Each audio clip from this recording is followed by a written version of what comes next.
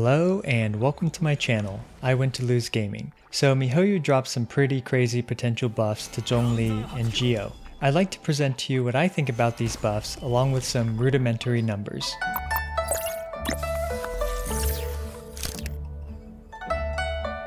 Keep in mind, all these potential buffs are being tested right now. Some of them might make it through in a future patch, some of them might get adjusted, and some of them may not make it at all. So let's just hop right into it. For these numbers, we'll be using my ZhongLi stats.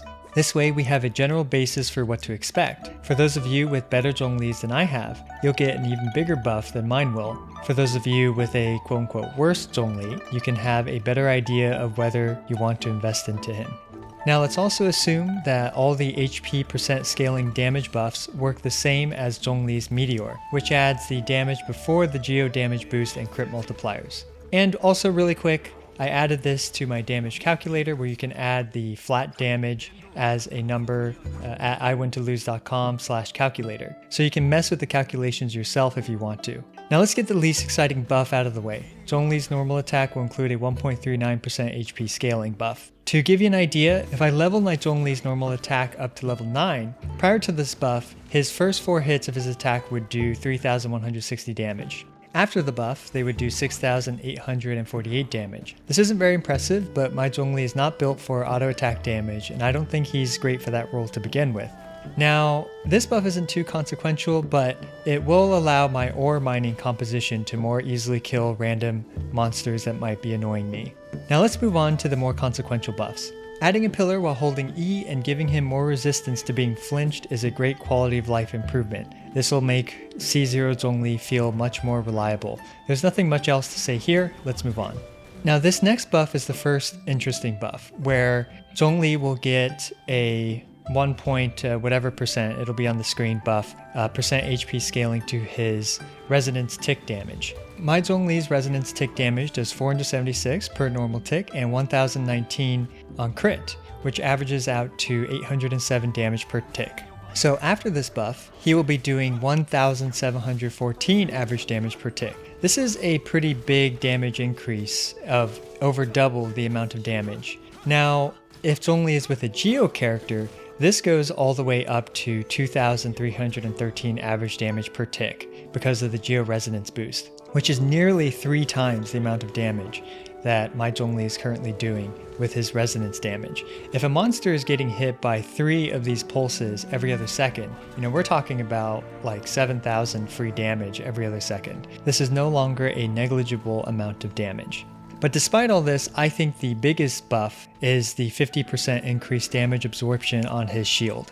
Now let's also assume that the character switching in also gains the 50% additional damage absorption buff. So my current ZhongLi shield is already at 13,440 HP. After this buff, we're talking about a colossal 20,160 HP shield. This is pretty insane and honestly a little bit concerning to me. Right now, the damage that monsters do is balanced around, your squishier characters having around 16,000 to 20,000 HP. So after this buff, we're talking about DPS carries that will casually have 38,000 HP. Players that don't run ZhongLi will be at a huge disadvantage in terms of absorbing damage in any capacity. If future damage amounts are balanced for characters still with around 18,000 hit points, then characters with ZhongLi's 20,000 hit point shield will find everything to just hit like wet noodles. However, if the damage is balanced, accounting for ZhongLi's 20k HP shields, then characters with 18,000 hit points and without ZhongLi's shield are just going to evaporate. So this may make ZhongLi's shield feel either completely overpowered, which I already thought was extremely good, or it'll make it feel like almost a necessity.